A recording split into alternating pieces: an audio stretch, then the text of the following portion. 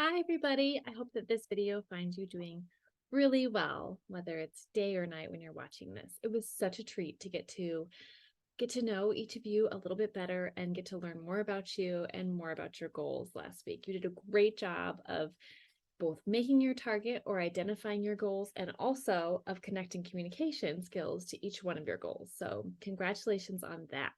This week, to follow up on goals, there's a video for you to watch from a Yale University professor. Her name is Dr. Lori Santos, and she offers some communication-based and evidence-based research strategies for increasing the opportunities or the chances of goal realization. So I hope you enjoy watching that video.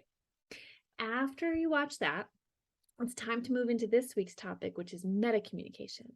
Metacommunication is communication about communication. So the first thing we're going to do is look into the origin of the field of communication studies and also look into the 8 areas of communication studies. As you do that, there's a PowerPoint for you to flip through. And I wonder what the most appealing area of communication studies is for you. For me, the most appealing area of communication studies is, of course, interpersonal communication. I love interpersonal communication because it is so integral in our everyday life and it touches all the other areas of communication. And interpersonal communication is like a magnet where when it's done well, it's like a force that brings people together.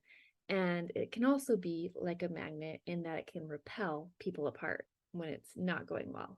I think the more we understand interpersonal communication, the more we can use it in the way that we want it to work.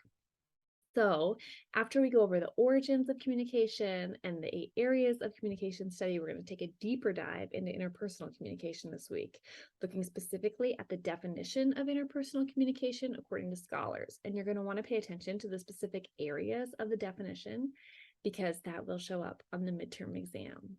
After we look at the areas within the definition of interpersonal communication, according to scholars, then we'll take a deeper dive into 3 communication models, and they kind of evolved one after another. There's the linear model, which came first. Then from there, we move into the interaction model. And finally, there's the transactional model. And each of the models you'll see includes a few more parts and aspects of communication so that eventually the way that our models look is closer to the way that communication actually works.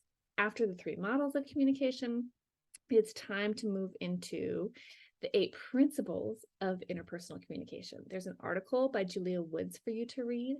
I hope you enjoy it. And after you read the article, it's finally time for this week's discussion board, which is the opportunity to come up with your own example or an example that you've seen in a movie or observed in life or something that you just completely make up. It doesn't matter, but 8 examples, 1 for each of the communication principles. So just line out the principle, example, principle, example.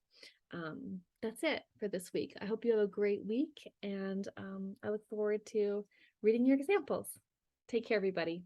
Bye.